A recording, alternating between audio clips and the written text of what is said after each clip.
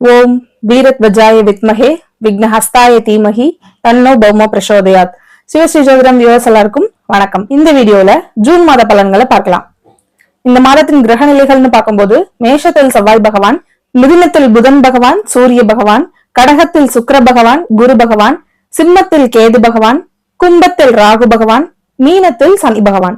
இந்த மாதத்தின் விசேஷங்கள் என்னன்னு பார்த்தா 14ஆம் தேதி இந்த மாதத்தினுடைய அமாவாசை தினம், 26ஆம் தேதி மொஹரம் பண்டிகை, 29ஆம் தேதி இந்த மாதத்தினுடைய பௌர்ணமி தினம். இது எல்லாத்துக்கும் மேல ஜூன் மாதம் 2ஆம் தேதி குரு பகவான் மிதுன வீட்டிலிருந்து கடக வீட்டுக்கு பயிற்சியாராரு. 12 வருஷத்துக்கு அப்புறம் உச்சத்தை அடையக்கூடிய குரு பகவானின் பயணம் கடக வீட்டிற்கு.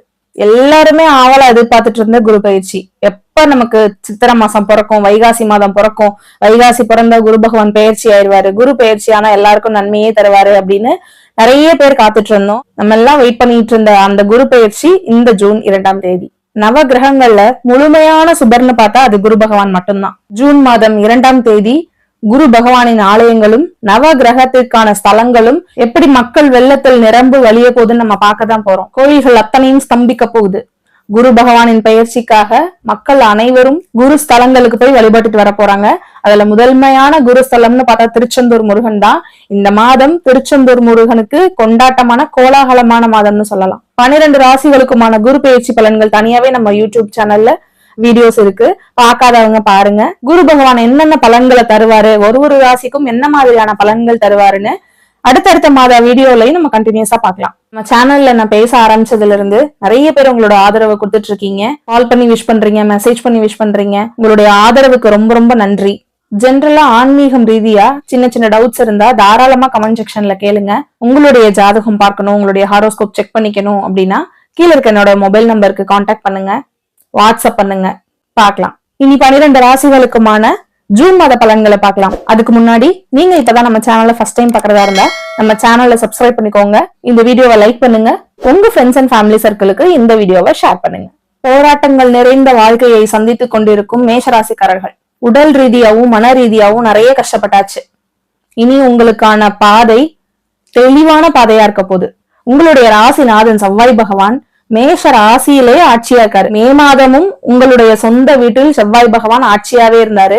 இந்த மாதமும் செவ்வாய் பகவான் மேஷ வீட்டுல ஆட்சியாவே தான் இருக்காரு. இதனால என்ன அர்த்தம்?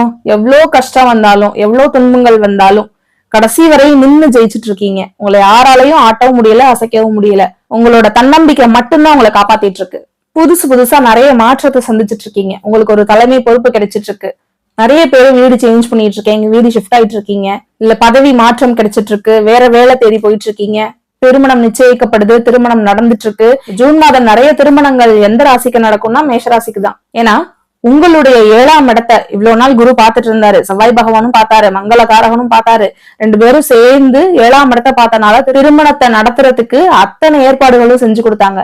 இப்ப குரு பயிற்சியானதும் முகூர்த்தம் வந்ததும் ஆனி மாத முகூர்த்தம் நிறைய கல்யாணம் ஆக போறது யாருக்குன்னு பார்த்தா மேஷத்துக்கு தான். அவரவர் வயதுக்கேற்ப நிறைய மாற்றம் கிடைச்சிட்டு இருக்கு. கிட்ஸ்ல இருந்து, படிச்சுட்டு இருக்க ஸ்டூடெண்ட்ஸ்ல இருந்து, கல்லூரி மாணவர்கள்ல இருந்து, வேலை பார்த்துட்டு இருக்கவங்கல இருந்து, ஹவுஸ் ஒய்ஃபா இருக்கவங்கல இருந்து, பெரிய தலைமை பொறுப்புல இருக்கவங்கல இருந்து எல்லாருக்குமே ஒரு மாற்றம் நடந்துட்டு தான் இருக்கு. ஸ்டூடெண்ட்ஸா இருந்தா நீங்க எதிர்பார்க்கிற உயர்கல்வி கிடைக்கும். உயர்கல்வி முடிச்சு வேலைக்கு போறவங்களா இருந்தா நீங்க எதிர்பார்த்த ஜாப்ல இன்டர்வியூல ஃபர்ஸ்ட் பர்சனா நீங்க செலக்ட் ஆக போறீங்க.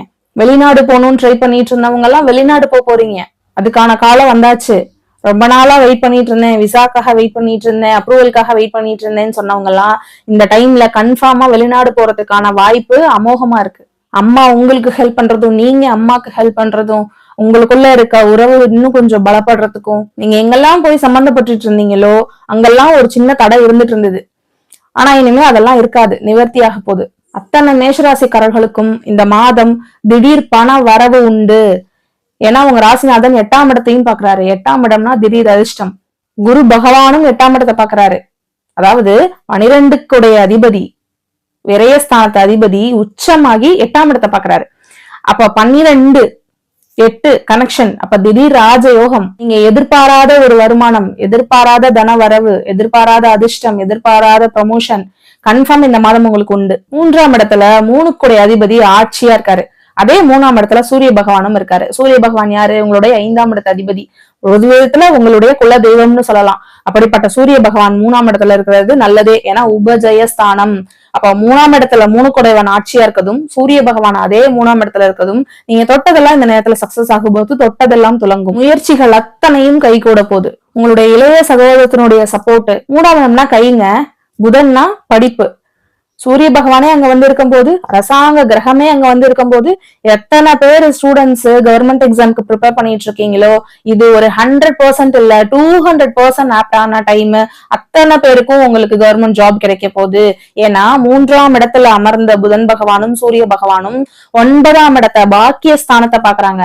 அப்ப பாக்கியம் உண்டு, அரசு உத்தியோகம் கண்டிப்பா உண்டு. ஒரு விதத்துல மேஷராசிக்காரர்கள் ஒரு சிலருக்கு சொத்து பிரச்சனை இருந்தா இந்த டைம் சால்வ் ஆகும். ஏன்னா 3ஆம் இடம்ங்கிறது கம்யூனிகேஷன், பத்திரம், இதெல்லாம் சொல்லலாம், கையெழுத்துன்னு சொல்லலாம். அப்ப ரொம்ப நாளா நிலுவையில இருந்துட்டு இருந்த சொத்து பிரச்சனை, பத்திர பதிவு பிரச்சனை இந்த டைம்ல கன்ஃபார்ம் சால்வ் ஆகும்.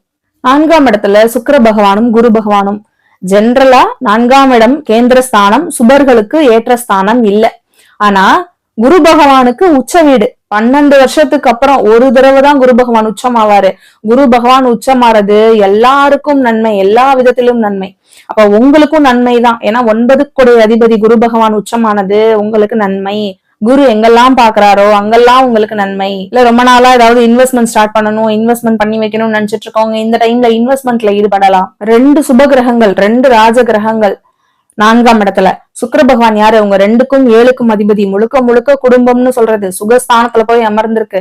அப்ப நிறைய மேஷராசிக்காரர்களுக்கு மனைவியால் ஆதாயம், மனைவி வழி சொத்துக்கள் கிடைக்கலாம். 5ஆம் இடம்ங்கிற ஆள் மனசு கேது பகவான் அமர்ந்து உங்களை ஆன்மீகத்துல ஈடுபடுத்த வச்சிட்டு இருக்காரு.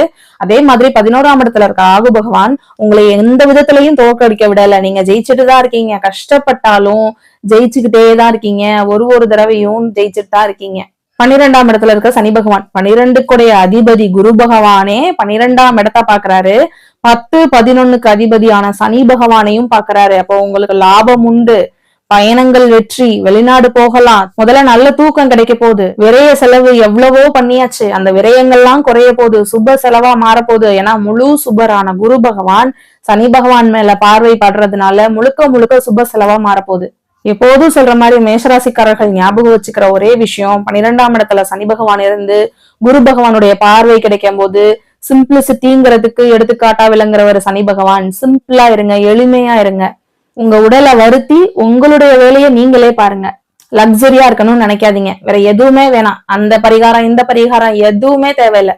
சிம்பிளா இருங்க, நேர்மையா இருங்க, நியாயமா இருங்க. கன்ஃபார்ம் இந்த குரு பயிற்சியில உங்களுக்கு நல்ல மாற்றம் உண்டு. இந்த மாதம் நீங்க எச்சரிக்கையா இருக்க வேண்டிய விஷயம், ஒரு விதத்துல செவ்வாய் பகவான் உங்களுடைய அட்டமாதிபதி. சோ நீங்க போய் தலையிடுற இடத்துல கொஞ்சம் கவனமா இருக்கணும். நீங்க எங்கெல்லாம் போய் தலையிடுறீங்களோ அங்க ஜெயிக்க போறீங்க, சக்சஸ் ஆக போறீங்க. ஆனா ஃபர்ஸ்ட் ஒரு தடங்கல், ஃபர்ஸ்ட் ஒரு தாமதம் இருக்கதான் செய்யும். கொஞ்சம் பொறுமையா இருந்து கடந்து வரணும். அதே மாதிரி உடல் நலத்துல கவனமா இருக்கணும். எப்போதுமே அவசரமா எந்த விஷயமும் பண்ணக்கூடாது. நிதானம் பிரதானம். மேஷராசிக்காரர்களுக்கு அந்த குரு பகவானின் அருளும் திருச்செந்தூர் முருகனின் அருளும் எப்போதும் இருக்கும்னு சொல்லி மீண்டும் அடுத்த வீடியோவில் உங்களை சந்திக்கும் வரை உங்களிடமிருந்து விடைபெறுவது உங்கள் ஜோதிடர் நிர்மலா இரோஜி. நன்றி, வணக்கம்.